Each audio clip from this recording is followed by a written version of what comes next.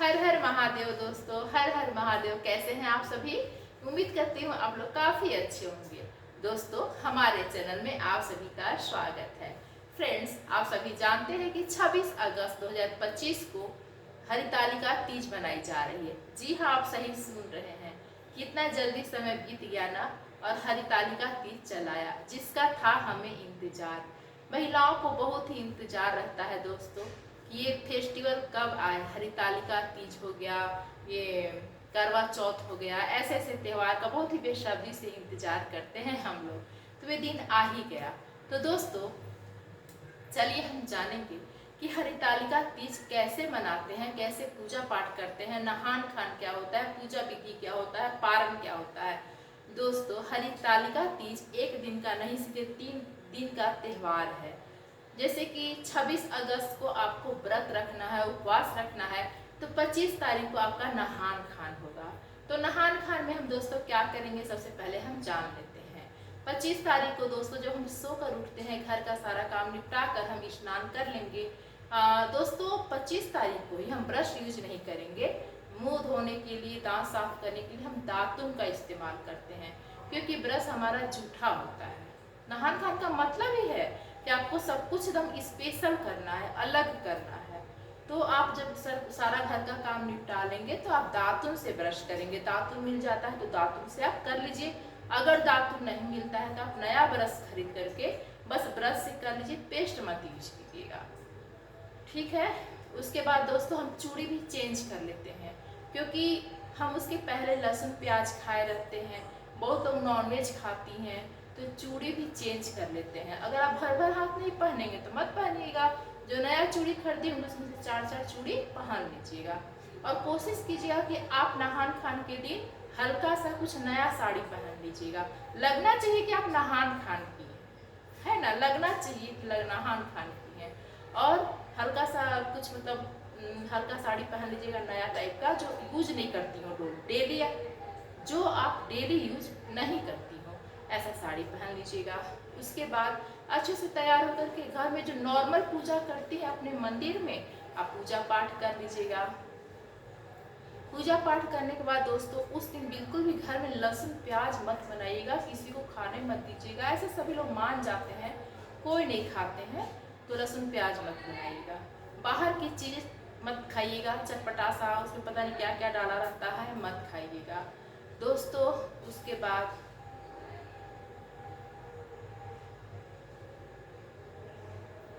फिर शाम हो जाएगा। फिर शाम को वही बिना लहसुन प्याज का आपको खाना बनाना है। फिर रात को आप सो जाएंगी। सोने के बाद फ्रेंड्स क्या करना है आपको, जब देखिए बहुत जगह सरगी आता है, बहुत जगह नहीं आता है। जैसे हम लोग यहाँ सरगी नहीं होता है, सरगी नहीं आता है, सासू माँ नहीं देती हैं, हस्बैंड ला कर नहीं, हमारा रिवाज नहीं है। जो हम अपने ससुराल में देखे हैं वे बता रहे हैं। तो हम लोग क्या करते हैं, 25 तारीख को रात में जब 12 बजता है उसके पहले ही फल फूल खा लेते हैं। जैसे केला हो गया, चाय पीने का मन है चाय पी लीजिए, ठंडा पीने का मन है ठंडा पी लीजिए, मतलब जो खाना है 12 बजे के पहले हम रात्रि में ही खा लेते हैं। और बहुत जगह सरगी आता है। सरगी का मतलब है कि कौवा बोलने से पहले, ठीक है। आप 25 तारीख को जब सोकर उठेंगे 26 तारीख को, तो 4 बजे भोर में उसके पहले ही, जब तक कौवा बोलने से पहले ही आपको सरगी खा लेना है। जो भी आपकी सासू माँ देंगी, अगर सासू माँ नहीं है तो आपके हस्बैंड खरीद कर ला कर देंगे, अगर वो भी नहीं है तो आप खुद से खरीद कर ला कर खाएंगी। तो आप फल फूल, ठंडा जूस, पानी, चाय, जो भी आप पीना चाहें, खाना चाहें, आप खा लीजिएगा। लेकिन ध्यान रखिए कौवा बोलने से पहले, उसके बाद नहीं खाना है आप। तो अलार्म लगा लीजिएगा, ठीक है, कि आप उठ सके। 3 बजे ही उठ जाइएगा, उसके बाद आप खा लीजिएगा। उसके बाद अगर ऐसा नहीं हो सकता, किसी और को कह दिया, रिश्तेदार में बहन होगी, भाभी होगी, भाई मुझे भी उठा देना, फ़ोन कर देना, सरगी खा लीजिएगा। क्योंकि ये जो त्यौहार है ना, निर्जला व्रत रखते हैं, इसमें बिल्कुल पानी नहीं पीते हैं दोस्तों। 24 घंटा का उपवास होता है ये, इसलिए सोच समझ कर त्यौहार उठाना चाहिए। क्योंकि अगर आप एक बार तीज उठा लेते हैं तो इसको बैठाना नहीं होता है।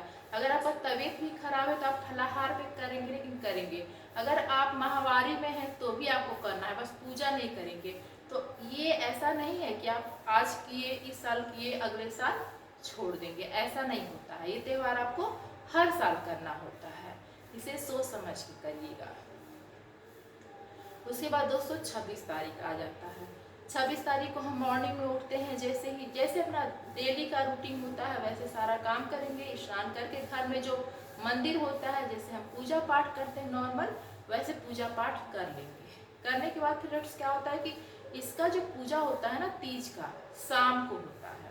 हम लोग के यहाँ तो 4 बजे से शुरू होता है, रात को 10 बजे तक होता है, मतलब उस बीच में होता है। 4 बजे से लेकर रात को 10 बजे के बीच में होता है, कहीं कहीं तो 11 भी बज जाता है रात को।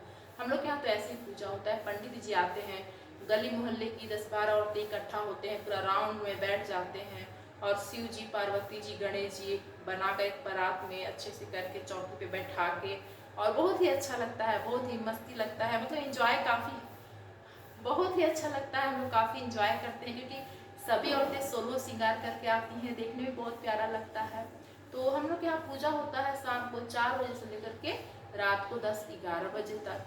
तो पूजा होने से पहले आप तैयारी कर लीजिएगा, अपना सोलो श्रृंगार कर लीजिएगा, अच्छे से तैयार हो जाइए, एकदम दुल्हन की तरह, एकदम दुल्हन की तरह आपको सजना है। देखिए फ्रेंड्स, कितना अच्छा हम लोग को मौका मिलता है कि आप कितना भी बिजी रहिए, लेकिन समय मिल ही जाता है, औरतें निकाल ही लेती हैं और तैयार हो जाती हैं, और मतलब इतना अच्छा लगता है ना, पूरा दुल्हन की तरह सजना। मतलब मांग में सिंदूर, आप पीला सिंदूर उस दिन लगाइएगा, और जो सिंदूरदानी, शादी के समय एक सिंदूरदानी बड़ा सा ससुराल से आता है, उसी से लड़का लोग सिंदूर मांग में भरते हैं, वही सिंदूर से आपको लगाना है सिंदूरदानी।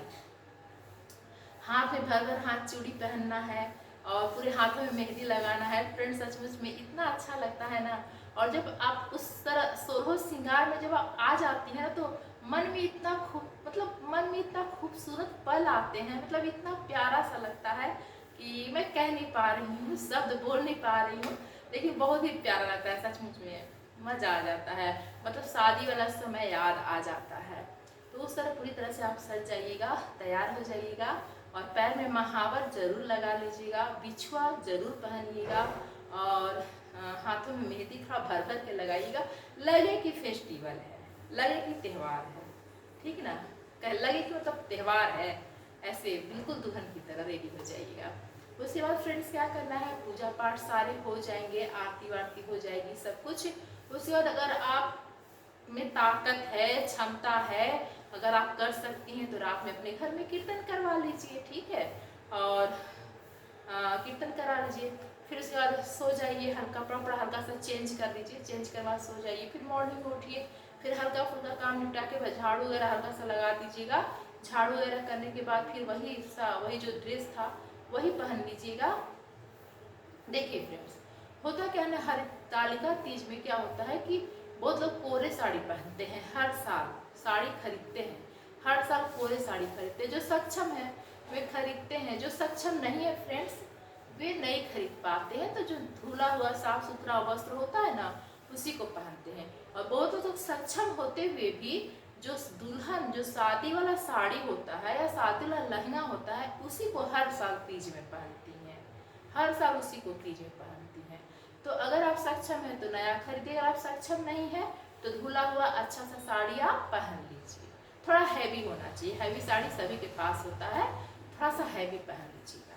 तो उसके बाद दोस्तों जब हम मॉर्निंग में उठेंगे तो वही थोड़ा सा घर में झाड़ू वगैरह थोड़ा सा छुआ दीजिएगा, हल्का फुल्का लगा दिए, क्योंकि बिस्तर में तो जान रहती नहीं है।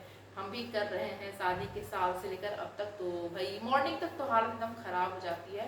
तो हल्का फुल्का झाड़ू थोड़ा सा छुआ दीजिएगा, और उसके बाद नहा करके स्नान करके आपको फिर से वही साड़ी पहन लेना है। फिर वैसे ही पूरा श्रृंगार मेकअप कर लीजिएगा, और जहाँ चौकी बिछाई है वहाँ पे पूजा पाठ कर लीजिएगा। फिर अपने घर के जो मंदिर है वहाँ भी पूजा कर लीजिएगा। देखिए घर का मंदिर आप कितना भी पूजा पाठ कीजिए, लेकिन जो घर के मंदिर है ना, उनको सबसे पहले पूजा करना चाहिए, क्योंकि उनको आप रोज कर रहे हैं।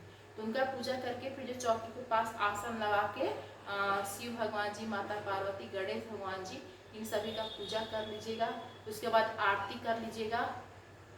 आरती करने के बाद फ्रेंड्स क्या होता है कि हमारे यहाँ प्रसाद खोइचा भरने का नियम है। खोइचा भरने का मतलब वहाँ से प्रसाद आप उठाएंगी, घर में सासू माँ होंगी, उनका खोइचा आप भरेंगी, आपका खोइचा सासू माँ भरेंगी। खोइचा भरना मतलब इस तरह आप आंचल करेंगी, सर पल्लू रहेगा, और सासू माँ इसमें आपको देंगी प्रसाद। अब आपको जितने भी घर में बड़े लोग हैं सबको पैर छू के प्रणाम करना है, सभी को पैर छू के प्रणाम करके आशीर्वाद ले लीजिएगा।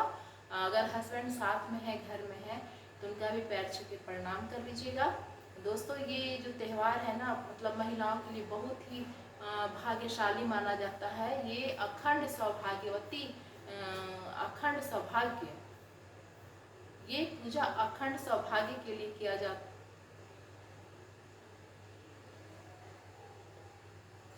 तो खोइचा भर जाए, बड़ों से आशीर्वाद ले लीजिएगा। आशीर्वाद लेने के बाद फ्रेंड्स क्या कीजिएगा कि जो शिवलिंग बनाई हैं आप, है ना, माता पार्वती जी को बनाई है, गणेश भगवान जी को बनाई है, जो भी फूल वगैरह चढ़ाई है, जो भी मतलब पूजा का सामान है, जो विसर्जन करने वाला है, उसको आप विसर्जन कर दीजिएगा, उसका विसर्जन कर दीजिएगा। अगर नदी आसपास में है, नहर आसपास में है, तो हमारे यहाँ तो सब महिलाएं ही जाती हैं, क्योंकि पास में ही नदी है, तो सभी महिलाएं जाके विसर्जन करती हैं। अगर मान लीजिए दूर है तो किसी पुरुष से, घर में जो भी हैं उनसे भिजवा दीजिए, विसर्जन करवा दीजिए। उसके बाद दोस्तों आप जो 16 श्रृंगार देवी माँ को एक टोकरी में करके चढ़ाई होंगी, वे 16 श्रृंगार का टोकरी और चावल, दाल, हल्दी और नमक, ये सब चीज़ का दान किया जाता है पंडित जी को दक्षिणा के रूप में। 51 रुपया, 151 रुपया, 551 रुपया, जो भी आप सक्षम है, आप दक्षिणा के रूप में पंडित जी को दे दीजिएगा या बाद में भेजवा दीजिएगा। अगर दूर घर है तो किसी से भेजवा दीजिएगा। मतलब विसर्जन होने के बाद, दान करने के बाद दोस्तों आप पारण करेंगे, ठीक है।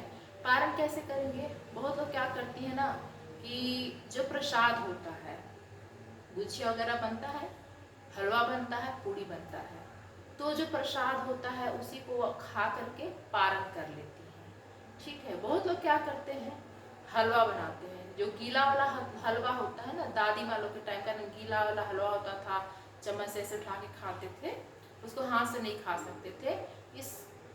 ये गीला वाला हलवा इसलिए बनता है कि गला बहुत लोग का छिल जाता है, क्योंकि 2 दिन से अच्छे से खाना नहीं खाए रखते हैं, तो ये हलवा को धीरे धीरे खाते हैं।